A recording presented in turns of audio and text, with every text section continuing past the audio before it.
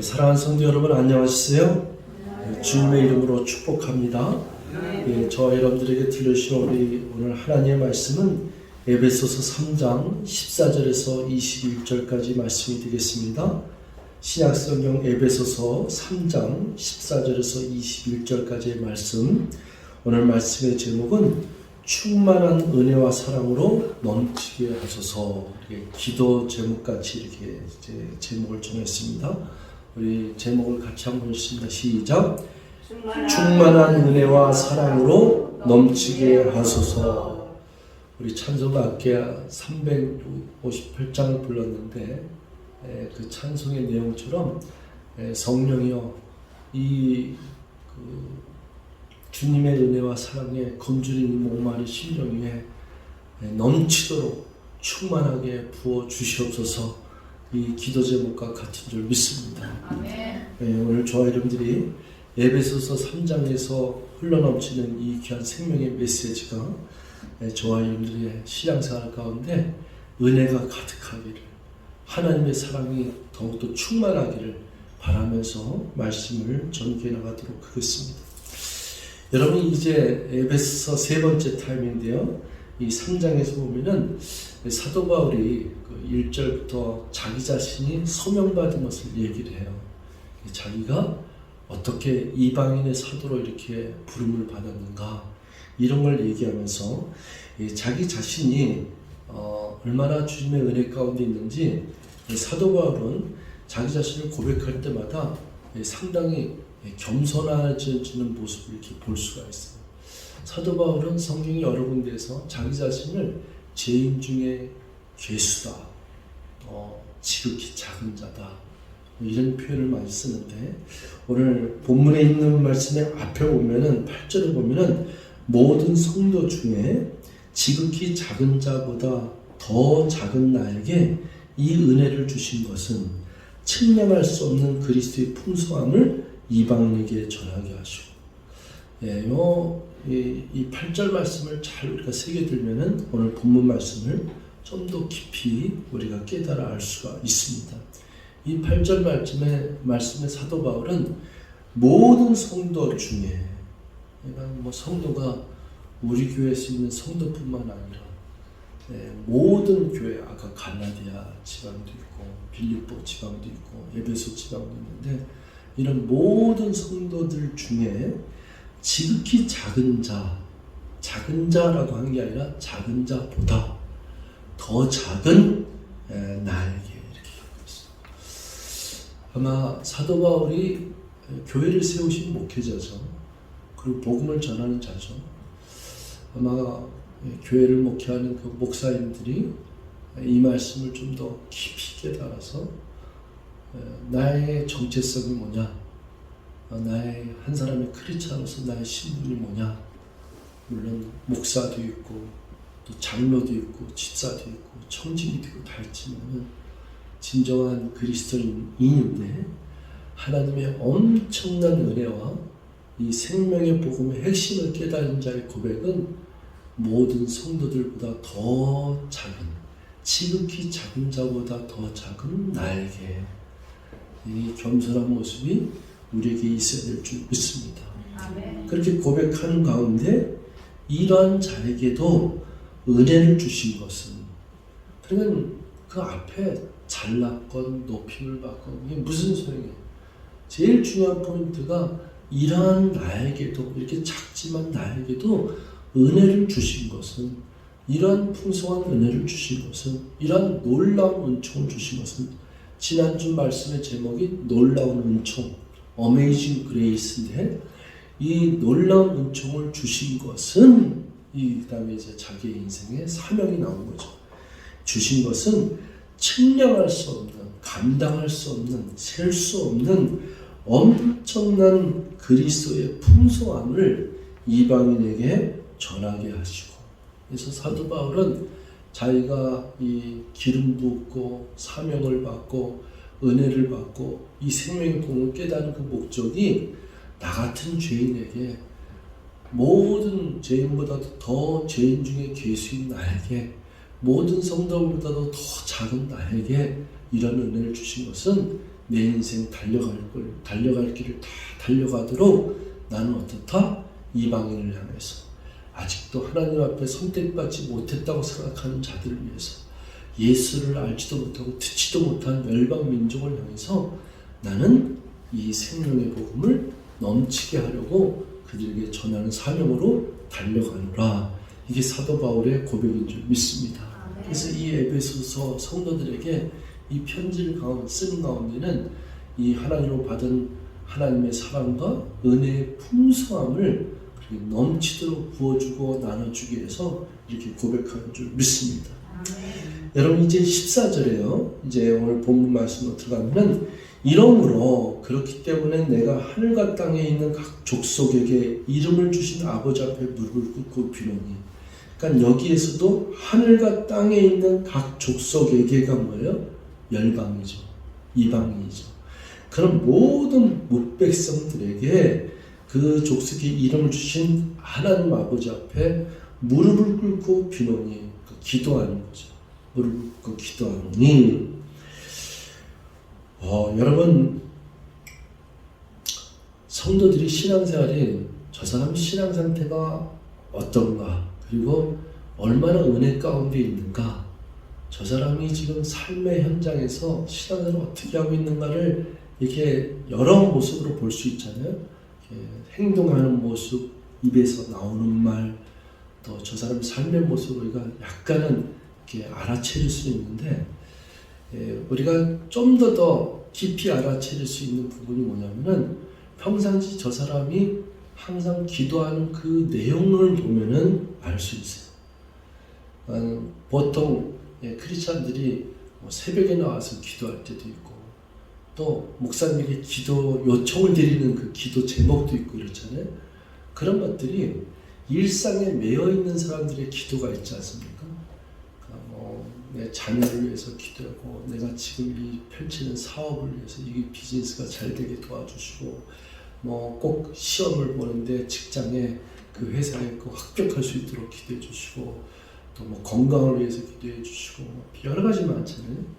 그러니까 그 기도 제목들이 많이 있는데, 그 기도하는 내용을 보면은 저 사람의 신앙생활이 지금 어느 차원에서 어떤 그런 모습으로 신앙생활하고 있는가를 우리가 알 수 있어요. 이 사도 바울은 기도가 늘 그렇습니다.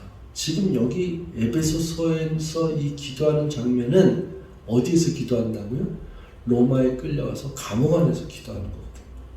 그럼 우리 상식적으로 얘기하면은 공궁에 빠져 있기 때문에 저한테 기도 제목 다 들어오죠. 만약에 내 아들이 감옥에 있다 그러면은 그 어머님이 기도 제목 저한테 뭐 그랬어요? 목사님, 이거 참 고백하기가 부끄러운데 우리 아들이 감옥에 있으니까 감옥에서 얼른 풀려날 수 있도록 기도해 주십시오. 이게 보통의 기도죠. 대부분은 다 그렇죠. 사도 바울도 이 성도들에게 편지할 때 내가 다른 잘못을 한 것이 아니라 내가 예수를 전하다가 이 감옥에 왔으니 이것이 빨리 풀려져서 내가 감옥에서 빠져나와서 이렇게 복음을 전할 수 있도록 성도들을 기도해 주시옵소서. 전혀 기도 제목이나 기도의 모습이 손색이 없는 거예요.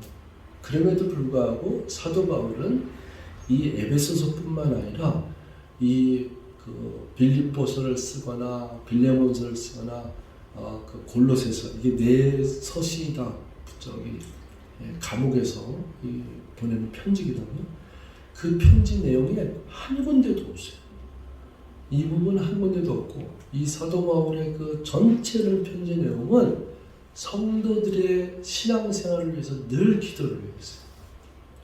성도들에게 항상 주님의 은혜와 사랑이 넘치게 하고 충만하게 하기를 바라는 마음으로 그 기도점을 내놨던 것이 이 사도 바울이에요. 그래서 이 사도 바울이 지금 이 무릎을 꿇고 기노니, 이제 16절에 보면은 그의 영광의 풍성함을 따라 그의 성령으로 말미암아 너희 속사람을 능력으로 강건하게 하시고. 그러니까 사도 바울의 염려가 뭐예요? 성도들의 신앙생활을 얼마나 굳세게 하느냐, 이 부분이에요.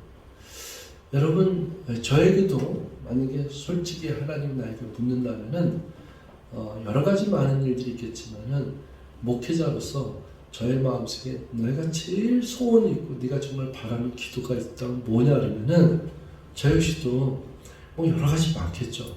그런데도 불구하고 제일 바라는 마음은 우리 지구촌 선교회 성도 여러분 한 사람 한 사람 또 이 자리에 참석해 있지 않지만은 우리 권속 안에 들어있는 우리 성도들이 다 신앙 안에서 흔들림 없이 성령 충만함의 은혜로 말씀에 굳게 서고 그 입술에는 감사와 찬송이 넘쳐나며 하나님의 사랑과 그 은혜의 풍성함을 깨달아서 충만하게 신앙생활하며 주님 오실 때까지 굳세게 신앙생활을 하기를 원합니다.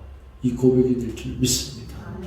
그럼 여러분들도 생각날 때마다 이 자리에 없거나 또 여러분 주변에 있는 우리 성도들 향해서 여러분들이 골방에서도 기도할 수 있다 그러면은 하나님 우리 교회 성도들 가운데 누구를 위해서 기도합니다. 그 형제 자매를 주님 연약한 무릎을 세워주시고 붙잡아 주시옵소서.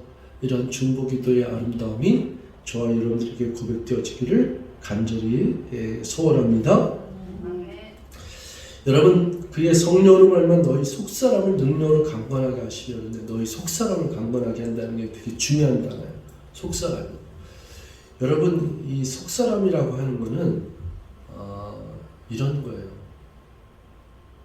외적으로는 굉장히 우리에게 나타나게 많아요. 외적으로는 잘 될 수도 있고 안 될 수도 있고 뭐 코로나가 19가 오기도 하고 태풍이 오기도 하고 또 건강하기도 하고 쇠약하기도 하고 또 자녀의 문제가 잘 되기도 안 되기도 하고 경제적인 문제가 때로는 부도가 나고 일어날 수도 있고 그러나 이건 전부 겉에 일어나는 거예요. 겉에 일어나서 자기가 잘 먹고 잘 살면서 또 좋은 옷 입고 또 좋은 집에 살며 회사가 잘 나고 이런 건 전부 뭐예요? 겉사람이에요. 겉살의 모습도 보기가 좋아야 되죠. 아유 오늘 보기 너무 좋습니다. 오늘 너무 아름답습니다. 아 오늘 옷을 너무 멋있게 입었네요.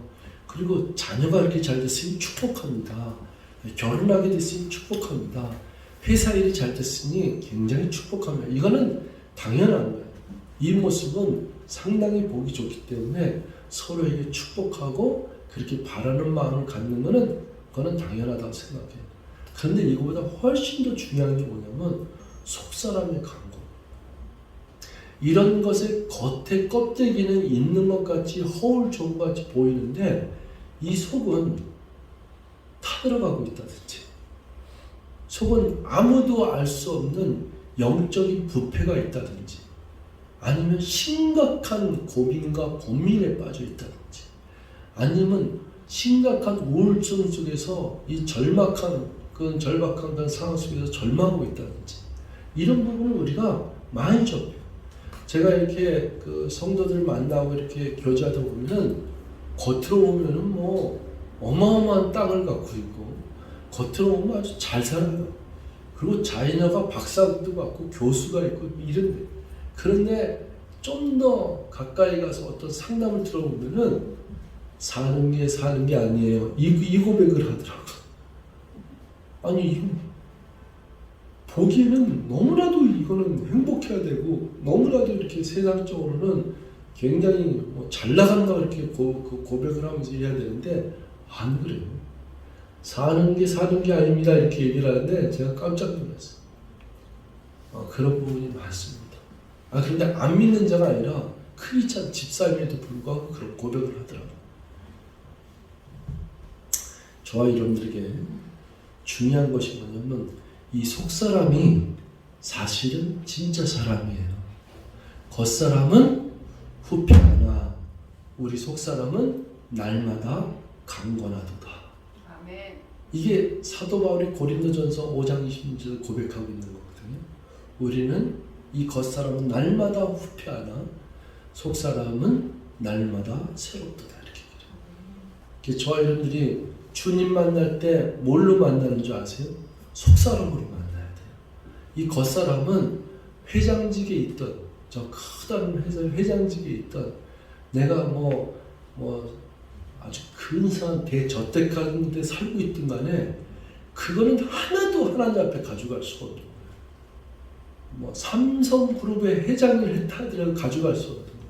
어떤 것도 가져갈 수 없어요. 이 몸의 껍데기도 아무것도 가져갈 수 없어요.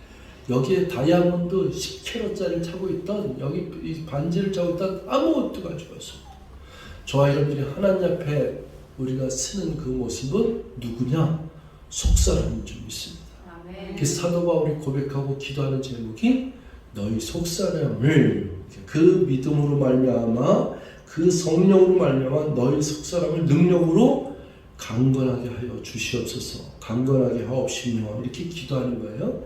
17절에 믿음으로 말미암아 그리스도께서 너희 마음에 계시게 하옵시옵고 너희가 사랑 가운데서 뿌리가 박히고 터가 굳어져서, 이게 바로 뭐예요? 뿌리를 내리는 거죠.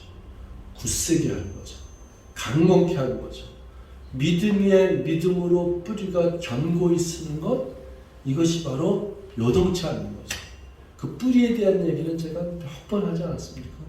이 나무는 뿌리가 깊어야지만 이 나무가 번성하게 펼쳐지는 거 아니겠습니까? 나무는 겉에는 다 죽은 것 같아요. 그런데 이 뿌리가 있는 나무는 반드시 봄이 오면 새순을 내잖아요. 그러니까 겨울에 이 나무가 햇볕과 이런 걸 타면서 나무가 가지를 다 잘라버리고 아주 잎이 다 마르고 앙상한 가지만 있는 것 같잖아요. 근데 이 겨울에 세찬 추위와 강풍과 눈보라를 이렇게 맞이하면서 이 나무는 몸부림치잖아요. 그 몸부림치면서 거기서 자라나는 게 뭐냐면 뿌리가 자라요. 겨울의 나무는 뿌리를 밑으로 견고히 뻗쳐나가요. 그러니까 여러분, 우리들의 인생에서요, 만약에 여러 가지 환란이 오고 힘든 상황이 오면은 사실은 저와 여러분들의 신앙생활 속에는 좋은 거예요. 좋은 게 뭐냐면 영성이, 신앙생활이 하나님을 의지하는 그 믿음이 더욱더 뿌리를 내리는 줄 믿습니다. 왜? 견디려고 그러니까. 주님 나에게 힘을 주시옵소서.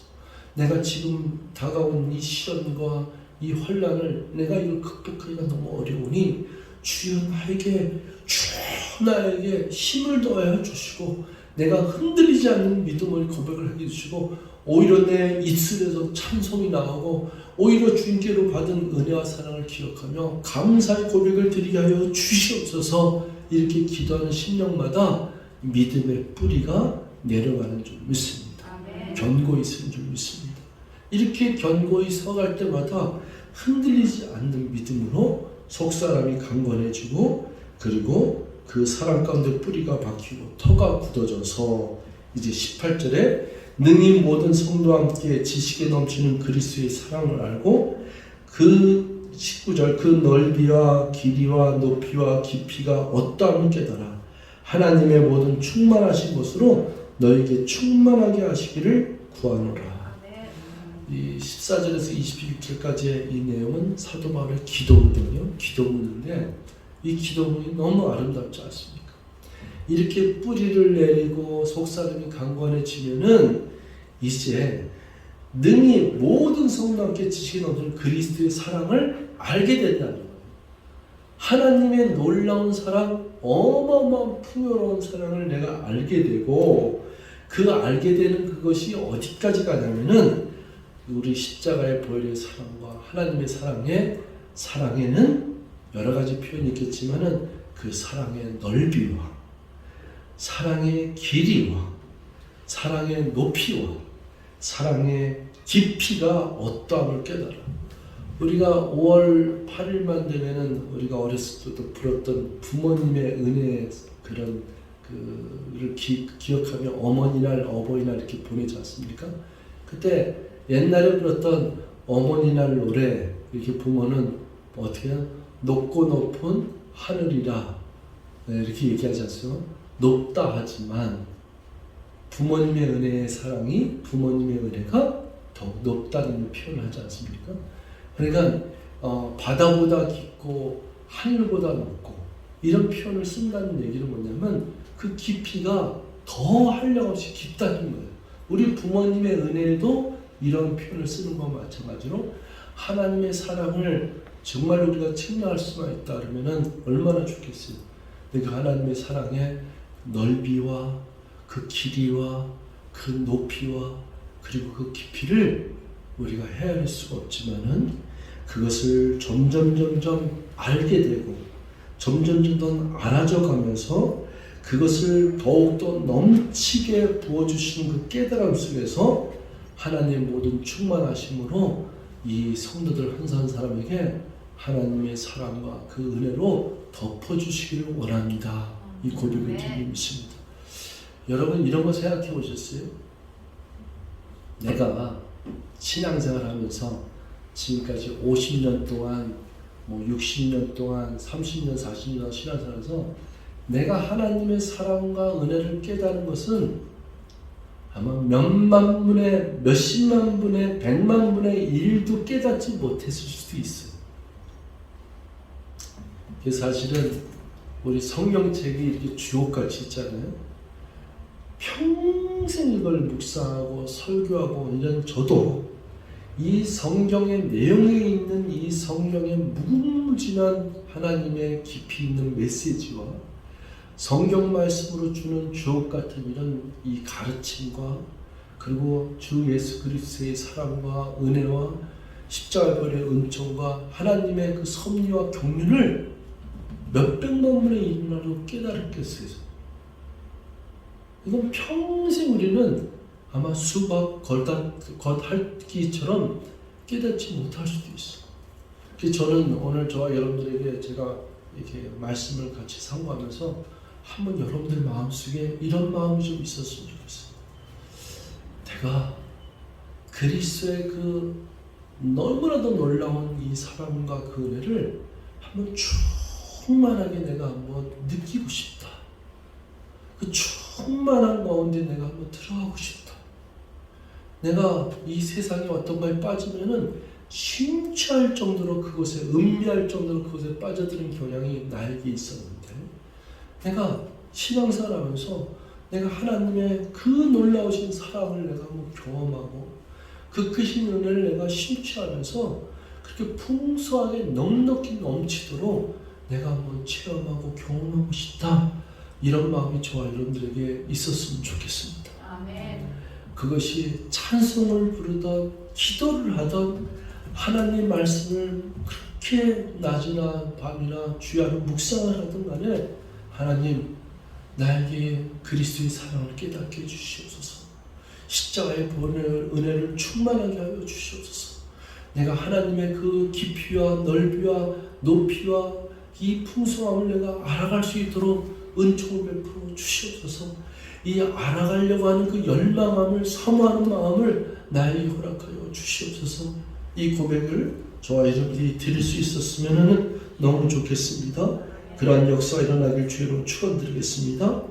이제 이렇게 그 충만하기를 하시기를 구하노라 이러면서 20절 21절에 보면은 우리 가운데서 역사하시는 능력대로 우리가 구하거나 생각하는 모든 것에 우리가 좀 아까 이런 성도가 되기를 바랍니다 이랬잖아요. 우리가 생각하거나 구하는 모든 것에 뭐라 그래요? 사도 바울은 더 넘치도록 능히 하실 이에게 저와 여러분들이 하나님 내가 이걸 가득 이렇게 해주셨으면 좋겠습니다. 이걸 정말 내가 충만하게 내가 느끼고 경험했으면 좋겠습니다. 이러는 그 고백하는 자에게 하나님은 어떻게 해요?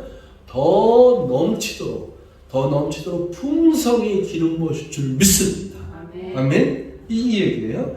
21절에 교회 안에서와 그리스도 예수 안에서 영광이 되도록 영원 무궁하기를 원하노라. 아멘.